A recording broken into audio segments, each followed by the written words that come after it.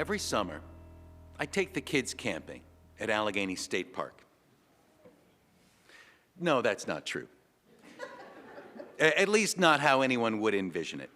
Every summer, I go camping with my brothers and friends, spend a week at Allegheny State Park playing cornhole and euchre and howling along with classic rock songs. But instead of just disappearing, I say, hey, Elizabeth, how about I take the kids camping? And that way, I come back and I'm still married. Because she would need our children's help to drag my record collection to the curb. I was kidding about that. She could totally do it herself. And also, she has come there with me before, and she is just tremendously relieved that I don't make her go again. So that's what I mean when I say I take the kids camping. I play card games, and they conduct field studies of middle-aged wildlife.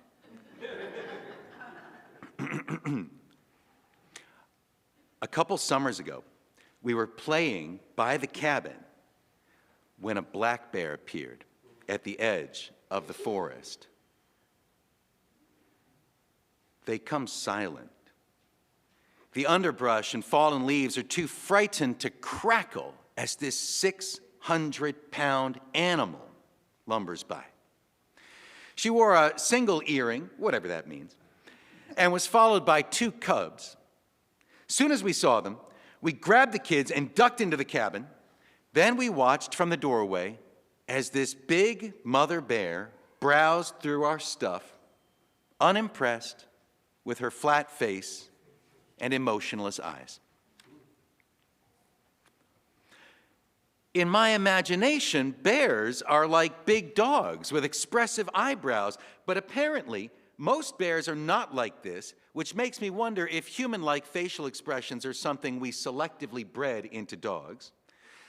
By which I mean, it makes me wonder if dogs learn to mimic human whimper faces as a means of training people to slip more sympathetic scraps under the table. And that makes me wonder if dogs invented the table so that they could get scraps from one person while hiding from the other, and then go switch to the other side. I didn't mean to leave that bear story hanging in suspense. I'm just saying it was twice as scary because this bear's face didn't show any sign of caring whether it killed us all or not. I watched it from the doorway like an idiot, shoving my kids back from the door with one hand, holding my Swiss Army knife in the other, trying to remember which hand was which. But my brother Michael, as he often does with a couple beers in his system, decided to go on the offensive. He grabbed a bag of baby carrots and started chucking them at this lumbering giant. He has pretty good aim. He had been a middle school quarterback. But the carrots had no visible effect. Again, this bear had no big comical eyebrows. He also shouted at it. I don't remember what he said, but he went to Brown University. I think the bear is their mascot, so maybe he knows something I don't know. Having browsed through our supplies, she grabbed the marshmallows and a bag of plastic forks and wandered back into the woods, the cubs following. If they're anything like my cubs, they were probably grumbling something like, but without chocolate and graham crackers, it's not s'mores. Man, when I was a kid, you were happy just to get a marshmallow. Now Hershey has convinced all kids that a marshmallow is just a third of this other thing. Anyway, so the bear took our most precious natural resource, by which I mean marshmallows are a good way of producing child silence, which is our most precious natural resource. Plus the bag of forks. I thought about calling after it, don't cook those marshmallows with a plastic fork. They've got too many chemicals already. You'd think a bear, of all creatures, would understand to use a stick. We were all fine. I don't remember whether Michael took credit for fending off some attack, but it's hard to imagine him not doing that. And yet, of course, the bear wasn't trespassing on our property. We had shown up on the bear's land with our classic rock howling and our Bluetooth speakers blaring, not to mention the aggressive posturing that accompanies a game of euchre. As guests on her property, sharing our marshmallows was the least we could do. Lakota medicine man Black Elk referred to Native American reservations as little islands left by the flood of invading Europeans. And he said the animals had been left with little islands too. Allegheny State Park is one of those places, a reservation where bears can be bears. Did you know that in most of New York State, it's illegal to be a bear? If they catch you being a bear, they'll shoot you full of drugs, shove you into a van and take you back to the state park if you're lucky, or else they'll just send you to that salmon run in the sky. To me, a bear is a pretty scary creature. Although, I'd rather be eaten by a bear than a lion or a tiger because I'm allergic to cats. And I would hate for my final terrified cries to be interrupted by just constant sneezing. Also, if I were alone in the woods, I would rather run into a bear than a woman I didn't know, because apparently bears have a higher opinion of human males. Also, I would hate to run into a man I don't know, because a lot of guys rightly deserve women's low opinion. Bears don't want to run into humans in the woods. Apparently, when the people are away, they're good-natured and playful and jolly, jostling each other around and telling the same old joke about what the Pope does in the woods. Anything he wants. Thanks, Larry, but we've all heard it 1,000 times. Can't I hibernate next to someone else?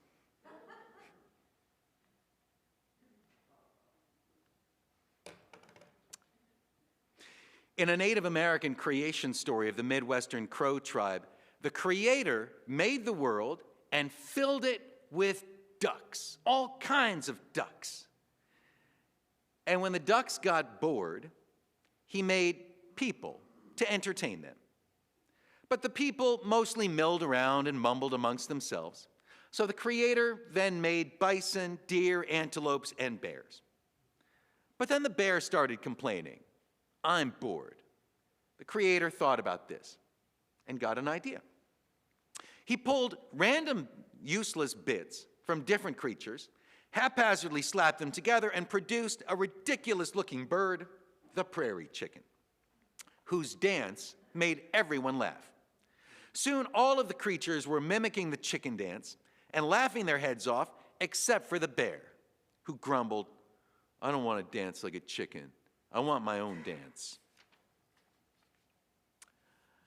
So the Creator created a special bear dance, and the bear did it well. Everyone stopped a moment to appreciate this lumbering dance. But when they resumed dancing, he said, stop. Nobody else should dance but me. The Creator said, you don't make the rules here, I made you. But the bear said, no, I made myself. And to silence further debate, the bear made a loud roar and swung his big claws around to prove that he was right. Well, the Creator couldn't uncreate or destroy the bear, but he also couldn't bear this racket. So he created hibernation so that everyone else could get a break from this bullying once a year.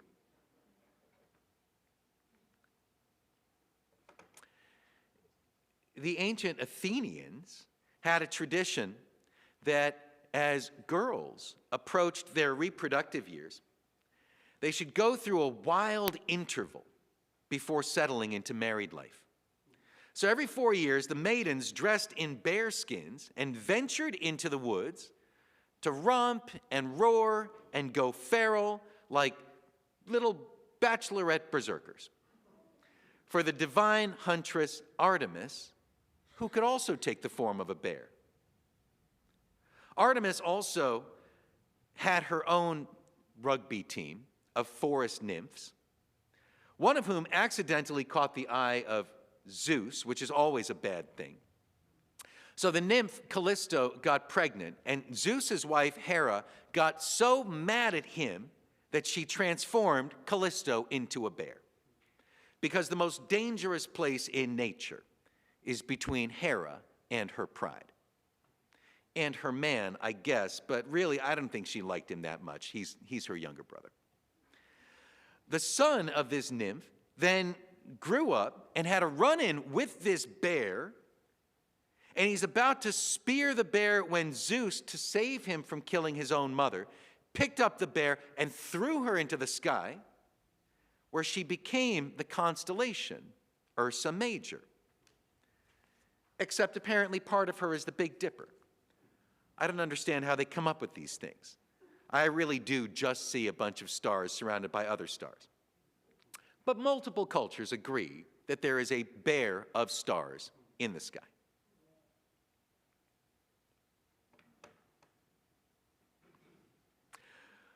One of the most beloved Bible stories that doesn't get told enough in Sunday school is in the second book of Kings, also known as K2, Curmudgeonment Day.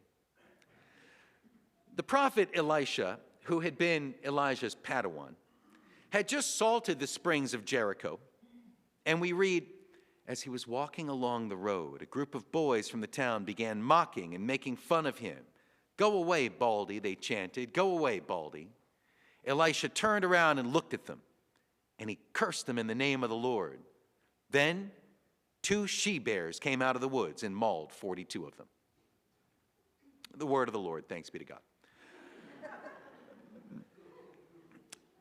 Now, I know what you're thinking. This is the Bible. Wouldn't a stern glance have been enough? And then a curse in the name of the Lord would have been considered like overkill. We don't find out the words of the curse. I assume it was something like, "Someday you hoodlums are going to have to get day jobs," or whatever. But no, bears appear out of the woods. So apparently woods appear. There are no forests in Israel. And then bears appear. This certainly came as a surprise, but I imagine no one was more shocked than the bears themselves, who had not even existed yet until this point. The miracle is not that God sent bears, but that God created the ursine species just to punish these kids. I mean, that is, unless we count the line in Genesis where God creates every tree that bears fruit, which, if the bear was a noun and fruit was a verb, would put a whole new interpretive spin on why God commanded Adam and Eve not to eat the fruit of a certain tree. That's where the bears do their fruiting. It's a gummy bear tree. But that's a highly doubtful reading. Or perhaps when Sarah asked Abraham if she was too old to bear a child, she may have been wondering if she could bear 42 of them.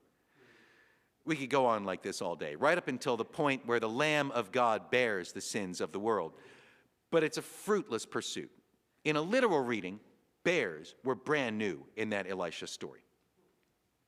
Except perhaps for a mysterious cameo appearance in the first book of Samuel, when someone asks young David if he can really slay Goliath, and he says he, quote, "has killed both lions and bears, and this uncircumcised Philistine shall be like one of them."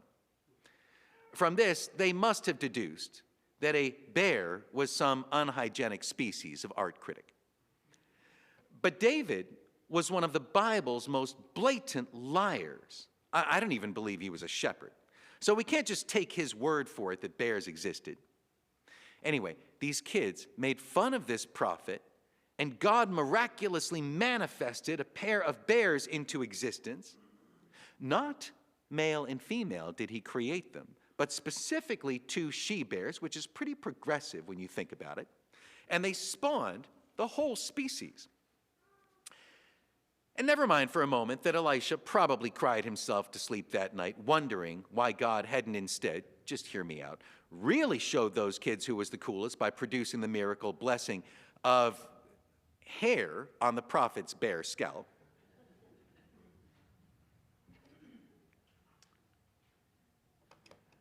The book of Proverbs in the Bible says it's better to meet a she-bear robbed of her cubs than a fool in his folly.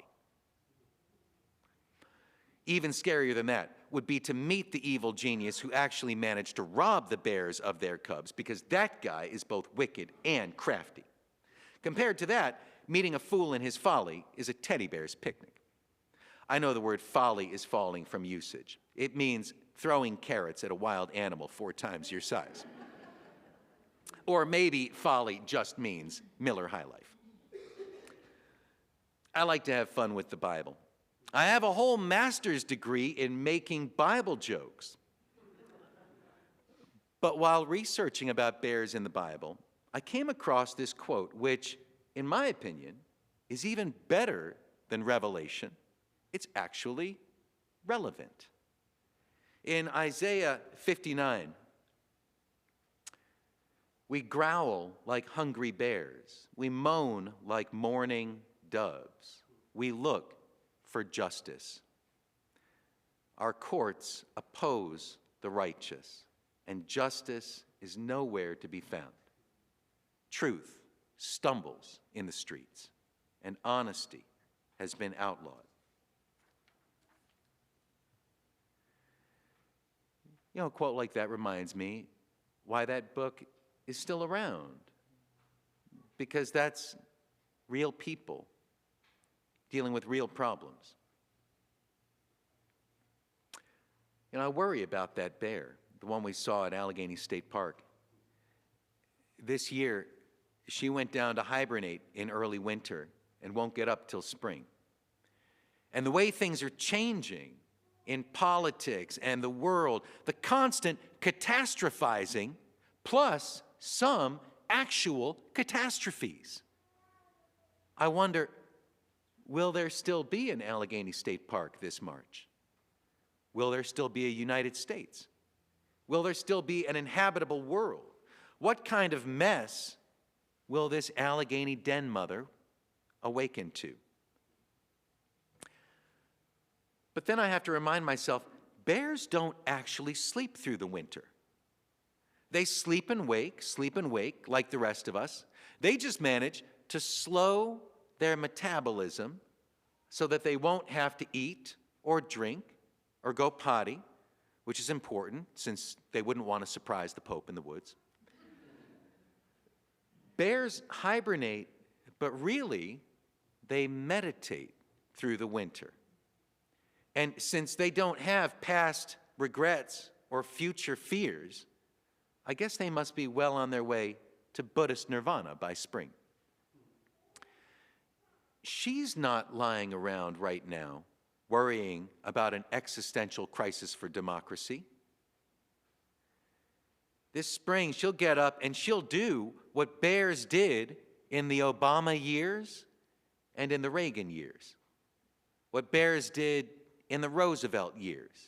Not the Roosevelt that hunted bears and had stuffed animals named after him. I mean the other Roosevelt. She'll do what bears did before some nut planted the tree that got cut down to make George Washington's dentures. She'll do what bears have done since the last ice age. She'll nurse her cubs and her wounds in winter, and she'll meet the spring with a roar. Thank you.